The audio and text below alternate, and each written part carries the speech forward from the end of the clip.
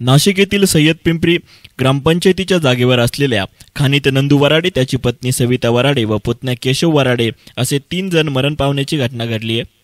सदर खाणीत 15 फुटाच्या आसपास पाणी असून कपडे धुण्यासाठी पतीसह गेलेल्या वराडे या पाण्यात पडल्याने त्यांना वाचवण्यासाठी पती नंदू वराडे हे मदतीला धावून गेले, मात्र त्यांनाही पाण्याचा अंदाज आला नाही।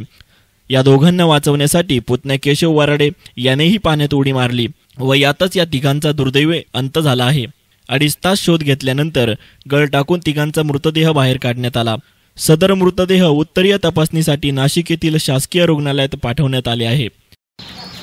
आज जी घटना घडली ती धुण्यासाठी डोहावरती गेले होते। धुण्यासाठी डोहावरती गेले असताना तिथे एक कपडा पाण्यात गेला। तो कपडा घेण्यासाठी हात पुढे केल्याने पाय सटकून ती महिला जी पाण्यात पडली, तर तिला वाचवण्यासाठी त्यांचे पती ते पण धरायला गेले, तर त्यांचा बी पाय सटकून ते दोघं पण पडले आणि त्यांचा पुतण्या शेजारीच होता गाडी धुवत। तर त्याला आवाज आला दिल्यानंतर तो पळत गेला, तो धरायला गेला, ते तिघं पण खोल पाण्यात अंदाज न येता ते खोल पाण्यात बुडून त्यांचा मृत्यू झाला।